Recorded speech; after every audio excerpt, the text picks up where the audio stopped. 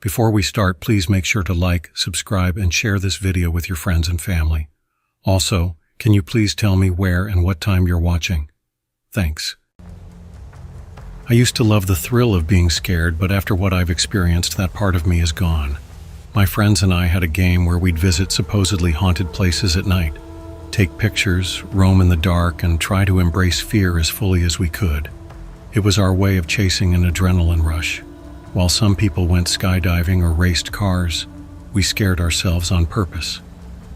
Gabby, out of all of us, was the biggest thrill seeker. She was obsessed with taking pictures, almost like she needed proof that the supernatural was real. I never had the heart to tell her I didn't think there was anything out there. We had been to century-old hospitals where tuberculosis patients had died in droves, spent nights in terrifying prisons with no lights, and even ventured into woods rumored to be the site of an 1800s mass murder. Through all of it, we'd never seen anything remotely supernatural, but it was always fun. So when a dealer at a college party handed me a new pill, Gabby instantly came to mind. They were little, circular, and dark blue. "What's Remy? Is that like Molly?" she asked skeptically when I showed her. "No," I said, glancing around to make sure no one overheard. "It's new. Supposedly puts you in an REM-like dream state while you're still awake. That's why it's called Remy." Her caution melted into curiosity as she processed the idea. "Is it safe?" I grinned, knowing I had her hooked. As safe as dreaming. She immediately dragged Kurt, the most hesitant of our trio, and we left the party without a second thought. Practically buzzing with excitement, she asked, "What's the scariest place around here?" Kurt, ever the voice of reason, shook his head. "If we're trying this Remy stuff, can we start somewhere normal? I don't want to freak out and hurt myself or something." "Fair enough," I nodded. Gabby sighed, scanning the orange-lit street full of scattered college students wandering in the chilly night. "How about here?" she suggested. "Here?" Kurt asked incredulously. "Like, in public?" Gabby didn't wait for our approval. Before we could stop her, she swallowed one of the pills I'd handed her. "Here goes nothing," she said. I shrugged at Kurt and popped one too. Reluctantly, he followed suit.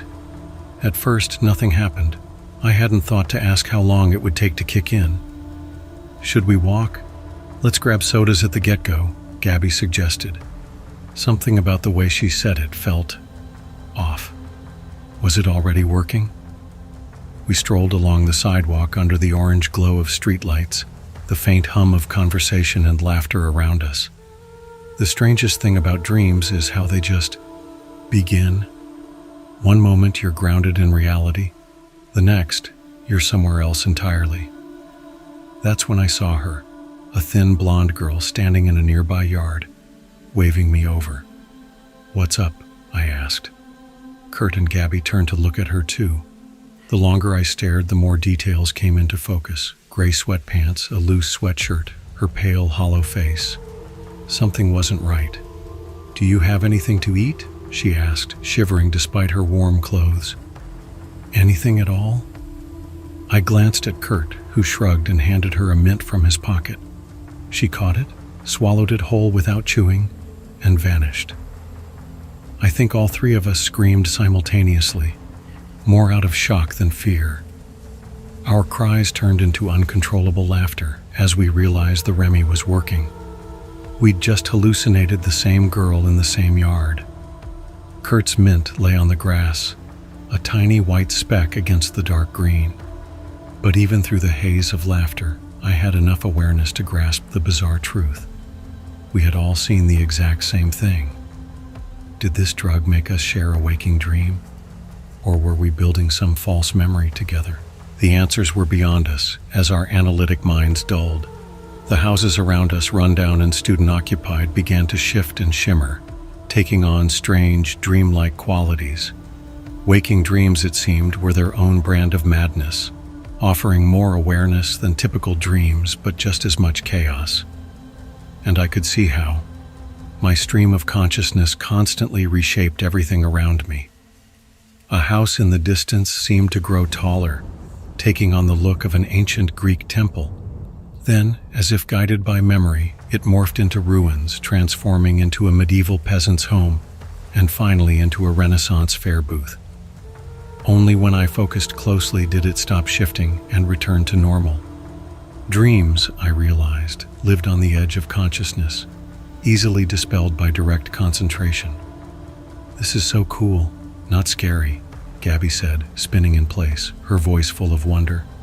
Her smile twisted into a mischievous grin. "So far." She quickened her pace and we followed. "Where are we going?" Kurt asked. "There's an abandoned house 2 blocks over," she said with a glint in her eye. "Let's break in and see how scared we can get." That definitely sounded like a plan. We navigated the surreal landscape. Sidewalks, streets, cars, and homes constantly shifting in shape, meaning, and scale. Despite the shifting dreamscape, we made steady progress. Even in this state, I noticed a narrow tube of solid reality whenever I focused my attention. When we reached the house, Gabby grabbed a rock and smashed a low, rectangular basement window. Keeping lookout, we slipped inside one by one. Only after standing in the musty darkness of the basement did I realize I hadn't looked at the house's exterior. I'd been too distracted by the morphing scenery to take note of where we were going. The basement seemed normal enough at first. The gray dirt floor was uniform and the stone foundation looked unremarkable. By the light of our phones, we investigated the dim nooks and crannies. "Look!" Gabby exclaimed, pointing. Partially buried in the dirt was a skull. Kurt laughed and bent down, poking it. It looked so real. As we stared at it, the skull shifted, reshaping itself into a half-buried teapot. Gabby's eyes gleamed with excitement. "Let's go upstairs," she said, already heading for the creaky wooden stairs. The steps beneath my feet looked strangely dark, and I brought my phone light closer to investigate. The textures kept changing, first like a cartoon, then a movie, then a rough sketch, and finally like a comic strip. A wave of nausea hit me and I looked away, hoping this trip wasn't about to take a bad turn. At the top of the stairs, I froze. Sorry," I stammered. 4 people were in the room, a woman at the sink, a man near the fridge, and 2 children sitting at the kitchen table. All of them stood unnaturally still, staring at us with blank expressions. They didn't speak, scream, or react in any way. Kurt raised his hands nervously. "Oh my God, wrong house." Gabby stood between us, tense but observant. I expected the father to yell or the kids to cry, but no one moved. Gabby, always the boldest, was the first to realize something was off. She stepped to the side, then again and again. Each time the family turned their heads in unison to follow her movements, but their bodies remained stiff. "What the hell is this?" Kurt whispered, gripping my arm tightly. The mother shifted her gaze to him, her face emotionless. "Don't swear," I whispered, trying to stay calm. "There are kids here." Ignoring where we were going, I instinctively followed Gabby as we moved to leave. Halfway up the stairs to the next floor, I realized we weren't heading toward an exit. "Gabby," I hissed, "we can't go upstairs. The people here—" She turned to me, her voice low. "Are what?" "This place burned down 2 months ago," she whispered. I blinked, processing her words. The stairs and walls, blackened and crumbling, suddenly made sense. They were charred. My thoughts raced back to the unmoving family in the kitchen. Kurt's grip tightened painfully on my arm. "What the hell's going on?" he demanded. "Why am I dreaming about a family that died here? I didn't even know about this place." "It's the dream state," Gabby said, her voice filled with eerie excitement. "We're seeing things outside normal perception." With that, she turned and headed for the second floor. In the hallway, I grabbed Gabby's arm, and for a brief moment, all 3 of us were connected. "Gab, if what you're saying is true, it's time to go home. We need to study this first, figure out what's happening." "Are you kidding?" She yanked her arm away, breaking the contact. "What if it's a one-time deal, an accident of timing and biology. This is the big leagues. This is what we've always been looking for. Without waiting for a response, she darted off, disappearing into the shifting shadows of the surreal second-floor hallway. Kurt released my arm, his face pale. "I can't. I'm sorry. I just can't." He fled in the opposite direction, back down the stairs. Torn and suddenly alone, I watched Kurt grip the charred banister at the bottom of the staircase and vanish from sight. Then, turning back to the uncertain hallway, I forced myself forward. I had to trust that Kurt would be safe heading for the front door. Gabby, however, was going deeper, into a place where the living had no right to be. As I stepped forward, a subtle dizziness overtook me. The floor beneath swayed gently, and a low, eerie creak filled the air. After a few moments, the sensation made sense. It felt like I was on a narrow boat, drifting on some dark ocean. The phone in my hand transformed, its light becoming a dim white flame flickering like a torch. I held it aloft as I approached the first door and cautiously pushed it open. The hinges groaned, and the charred wood splintered apart as the door fell inward. A low, resonant rumble echoed through the hallway outside. I slipped into the burnt room, feeling as though I'd just barely escaped some unseen gaze, a presence brushing dangerously close around a distant corner. Leaning against the wall, I tried to steady my breathing. "It's just a dream," I whispered to myself. "You've had this dream before." And I had, countless times, fleeing that same ominous awareness, always diving into safety just in time. But this time it wasn't just a dream, it was here. The air in the room felt heavy as I cast my gaze around. My breath hitched. Dolls. Scattered across the faded pink room were 40 or so eerie, fire-charred dolls. Their lifeless eyes stared at me from every direction. My pulse thundered in my ears as I stood frozen, my chest tight with fear. I forced myself to breathe, and the dolls remained still, damaged and unmoving. But beyond them, a stained window revealed something far worse, a vast expanse of dark emerald fog. Beneath the fog, just outside the window, rolled black waters that lapped against the second floor as if the entire structure floated on a restless sea. Only the upper levels of the house seemed tethered to this nightmare realm. I crouched behind a burnt bed, pressing myself low among the glaring, shattered dolls. Outside the room, that sinister awareness crept closer. It paused at the broken door, lingering, and I could almost feel it gazing into the room with some inhuman eye. I didn't dare look. After a long moment, the presence moved on. I waited a full minute before I dared to stand and edge out into the hallway. My breath caught as I looked back. The staircase I'd climbed was gone, replaced by another window overlooking the swirling fog and waters below. But there was no time to dwell on that. Gabby was the other way, and I knew her well enough to skip the remaining doors. She'd be heading straight for the attic. Ahead, I spotted the slightly open attic door and felt a sudden, painful clarity. I turned back and saw two overlapping images: the shifting, otherworldly hallway I'd just walked through, and the burned-out husk of a house from the real world. The second floor was just charred beams and a gaping void. No solid ground beneath me, only an unstable ledge. It hit me then. This wasn't just dreaming. The Remy had pulled us deeper, into some festering blister of reality, a warped nightmare that existed beyond the bounds of the normal world. In the real house, the attic door was closed and locked. "God damn it, Gabby," I muttered under my breath. Not that I had a choice.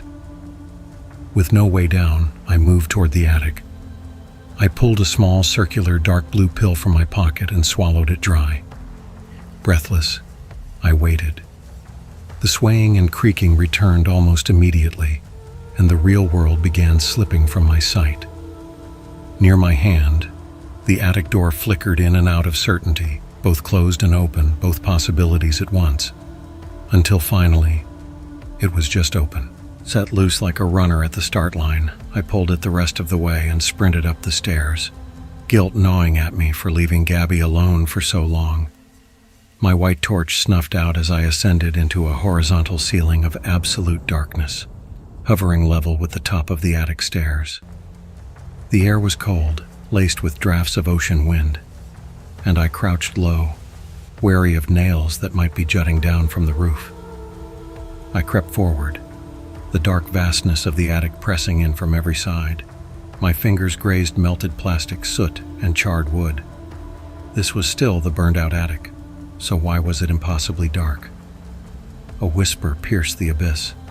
Gabby's voice. "He's here," she said. "I found you," I whispered back. "Who's here?" "The older brother," she said, her voice trembling. "The one who set the fire." My blood froze. "Is he?" Her scream tore through the silence, cutting me off. Wood creaked, followed by the eruption of motion ahead and to my right. Crawling forward, grimacing as I anticipated nails under my palms, I followed the sounds of struggle until I found her hand. She recognized me immediately, clutching tightly and yanking herself free from something unseen. She crawled past me, but I was too slow. Hot fingers, their texture like overcooked hot dogs, gripped my ankle. I kicked wildly, but my strikes landed with no impact, as if I were fighting the air. A stench hit me like a physical blow, a rancid, putrid smell that made my stomach heave. A charred corpse climbed on top of me, its grotesque form grappling me with inhuman strength. I fought back with that frustrating, dreamlike weakness where every blow felt weightless and futile. Then the idea hit me, a desperate, fear-fueled impulse. Instead of struggling to escape, I gripped the corpse's burned frame and stood up as fast as I could. It convulsed, letting out a wet groan, and something foul and sticky splattered across my face. I didn't need to see to know what had happened. The charred corpse was now pinned to the attic's roof, impaled on dozens of jagged nails protruding from the beams above. "Don't," it choked out, its voice thick with anguish. "Don't leave me here. Don't let it have me. Forgive me. Let me go. We're almost there." "You don't understand." I ignored its pleas. Gabby's hand found mine in the darkness, and we crawled toward an exit. But it wasn't the stairs. We emerged through a small hatch onto the deck of the nightmare ship itself. The air was thick with emerald fog, swirling under the spectral glow of an unseen moon. Ahead of us, a wooden platform rose to a crest, and at its wheel stood a silhouetted figure. Its head and shoulders shifted as it slowly turned to face us. I froze, unable to move no matter how hard I tried. The effort produced only a strange, dark blue static that flickered along the edges of my limbs.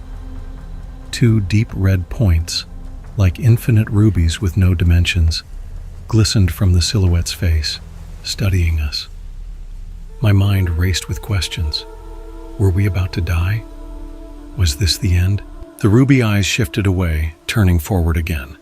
The figure raised a hand and pointed straight ahead toward some distant, unseen destination. The emerald fog stirred, rolling back to reveal open waters. I reached for Gabby, trying to pull her back toward the hatch that might still lead us home. But she resisted. Her eyes gleamed with a dangerous resolve under the spectral light. "Don't do it," I whispered. She didn't listen. Pulling out the handful of dark blue pills I'd given her, she swallowed them all in one defiant gulp. "I have to know," she said. I screamed her name, but she ignored me. Rising to her feet, she began to ascend the sloping deck toward the silhouetted figure. Even then, I considered chasing after her, but before I could move, I felt it. A presence rolling in over the waves. Larger, closer. No longer just a stalking shadow, but something vast and undeniable. It wasn't just a shadow. It was real, present, growing nearer. Every almost encounter I'd ever had with it in dreams had been nothing but dodging the tiniest sliver of that ultimate terror. And now I stood on its doorstep, here on this dark ocean. I knew, deep down, that if I'd ever failed to avoid it, if I'd been just a little slower rounding those dreamscape corners, it would have seen me. Not seen in the normal sense, but in the utmost indescribable way. And I would have died in my sleep. Or worse. Tears ran down my face as I cried, knowing what I had to do. The dream state, damnable as it was, offered me a glimpse of the future, a shadow of what was to come. I could crawl back into that hatch. Let Gabby chase what she had been seeking ever since her parents had died. But if I did, no one in my world would ever see her again. I would live the rest of my life wondering if she was suffering an unimaginable fate, all alone, and God knew wherever this was. It was coming, rising, over the waves, heartbeats, seconds, mere moments. Screaming silently in my head, I let go of the hatch. I ran up the charred deck, tackled her, and dragged her back. Gabby fought me with everything she had, biting, clawing, kicking. She screamed at me to let her go, but I didn't stop. I couldn't. There wasn't time to go back the way we came. The sound of its rising scream shook the world, reaching a deafening crescendo. The ship tilted upward along a massive wave, the monstrous thing beneath it looming closer. The waters were dark enough to hide us from its sight, and that had to be enough. With one final desperate prayer that echoed in my chest, I pulled her over the side with me. We plunged into the icy pitch, falling through cold nothingness, and then, suddenly, onto hard, autumn-chilled grass. Gabby hit the ground with a sickening snap, her leg breaking like a twig. I landed moments later, shattering both my arms in 4 places. Of course, we could never explain to anyone why we jumped from the roof of a burned-out house. Kurt swore up and down that his pill had worn off long before he saw us fall out of thin air. I did my best to convince him it was just the last effect of his dream state. Later, while waiting for the ambulance, I ground the rest of my pills into dust beneath my shoe. At the hospital, I stayed by Gabby's side as much as they would let me. With no parents and no family, I was her emergency contact. The confused doctor told me he had no idea what was wrong with her. She was unresponsive, wouldn't wake up, but unlike a coma patient, her brain activity was abnormally high. "She's constantly in REM sleep," he said, baffled. "Coma patients don't dream. By definition, they can't. But she's always dreaming, and it's not restful. She's exhibiting signs of extreme stress. I've never seen anything like this." I knew what it was. I had saved her body, but she'd overdosed on dreams, on fear. The rest of her was still there, trapped in that nightmare layer of reality. What she might have found there, I'll never know. But I no longer enjoy fear. I've seen where it comes from, nearly touched its source, nearly had it touch me back, become aware of me.